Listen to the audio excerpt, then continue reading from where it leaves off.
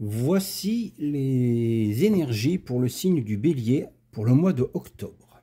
Donc nous allons tirer selon, voilà, un tirage bien spécifique par rapport au signe du Bélier. Donc nous allons retourner d'abord la première carte. Alors, c'est la carte de la paix. Alors, cette carte représente, on va dire, le mois d'octobre pour les signes du Bélier. Donc on peut voir que du fait que c'est la carte de la paix, ça sera plutôt un mois qui sera assez calme et qui sera même peut-être propice à la réconciliation. Mais aussi à avoir une certaine forme d'harmonie et de paix intérieure. Parce que peut-être qu'en ce moment, vous vous énervez un petit peu pour tout et n'importe quoi et qu'il serait peut-être temps pour vous de revenir à quelque chose de plus stable, en accord avec vous-même et bien sûr avec une belle sérénité. Alors, deuxième carte. Que se présente-t-il à l'horizon pour les signes du Bélier? L'héritage. Alors l'héritage, généralement, nous parle toujours de succession, de legs, de donation, mais moi je vois plutôt le passé et les expériences transmises. Donc, transmises aussi bien à vous que vous pouvez transmettre aux autres. Donc tout ce que vous avez vécu dans votre passé et qui vous permettrait justement, on va dire, de faire un peu un point sur vous-même. Vous voyez si vous voyez bien ce que je veux dire par là. Parfois, on pense à certaines choses, mais on les voit que sous un angle et pas sous un autre. En les voyant sous un autre angle, généralement, c'est beaucoup plus... Comment je pourrais dire ça? On voit pas ça de la même façon. Et automatiquement, on peut se mettre à la place des gens par rapport, voilà, par rapport à ce que nous pensons de nous. Et en se mettant à la place des autres, parfois, on voit quand même que nous, on n'est pas tout à fait honnête avec nous-mêmes. Ensuite, l'emplacement numéro 3. Comment cela va affectuer votre environnement pour ce mois à venir? L'intelligence. Donc, par rapport à ce mois à venir, et par rapport à la carte de l'intelligence qui est sur le signe de Mercure, je le précise,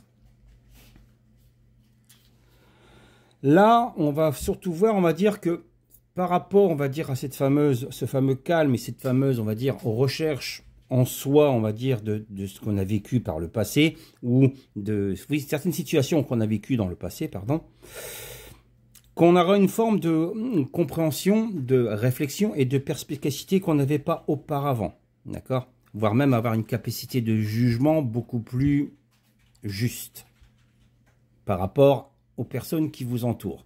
Donc, je précise, c'est aussi bien au niveau personnel que professionnel. Et même en amour. Parfois, on ne se rend pas compte. Mais pourtant, voilà. Donc, voilà ce que nous indique cette carte. Après, bien sûr, on peut parler aussi d'intelligence, d'accord? Mais quelque part, est-ce que l'intelligence n'est pas une forme de compréhension et de réflexion? Voilà. Rien qu'avec déjà ces deux mots, ça résume la situation. Mais de toute façon, je vous ferai un petit résumé à la fin. Arrivons-en à la carte numéro 4. Comment dois-je agir pour rester en pleine conscience de l'instant présent? En fait, ce qu'il faut vous dire, c'est que même si autour de vous, tout s'écroule, la base, donc ce que vous êtes, existe toujours et existera toujours. Et tant qu'il y a une base, on peut reconstruire.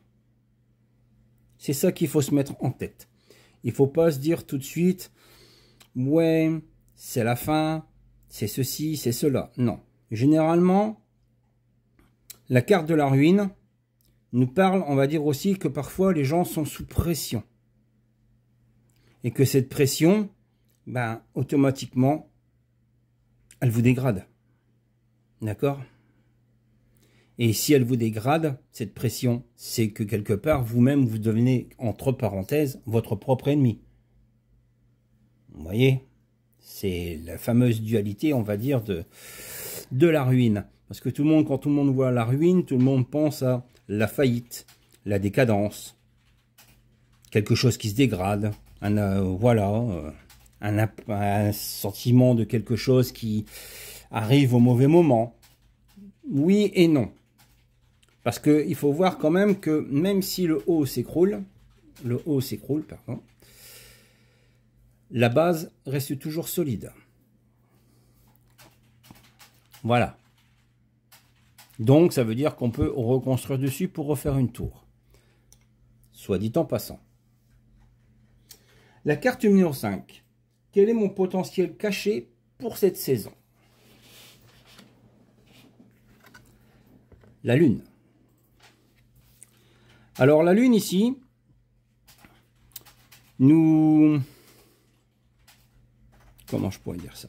La Lune, les pénates, pardon. Les pénates ici nous indiquent que si on a besoin de quelque chose, on l'a toujours au sein de notre foyer. Mais ça nous indique aussi que quelque part, pour ce mois d'octobre, mes amis béliers, vous avez quand même une forme de protection, une forme de défense, une forme de sécurité, une forme de confort quelque part. Donc, vous n'avez pas trop à craindre de ce qui se passe si vous faites les choses dans l'ordre. Donc, faire la paix, on va dire aussi bien avec vous-même qu'avec vos proches. Commencez aussi à réfléchir, bon, pourquoi la paix a été rompue. Donc, réfléchir par rapport à tout ce qui s'est passé dans votre passé. Avoir donc la compréhension et la réflexion de ce qui s'est passé. Et éviter à venir en fait que les choses se dégradent. D'accord?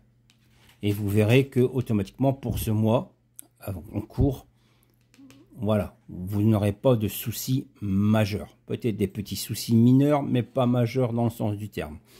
Car ici, Vénus nous parle aussi un peu de justice, d'accord? Comme ici, on nous parle un petit peu aussi de legs. Donc, quand on parle de legs, on parle aussi, on va dire, de tout ce qui est héritage, succession, ou d'argent, ou des choses, voilà, des petits soucis administratifs.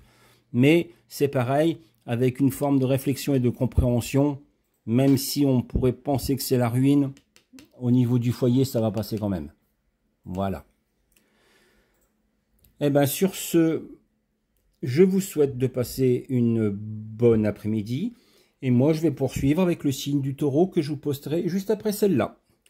Passez un bon après-midi si après vous n'allez pas regarder les autres signes. Et puis n'hésitez pas à vous abonner, à liker si cela vous a plu. Et à partager avec les personnes qui vous entourent.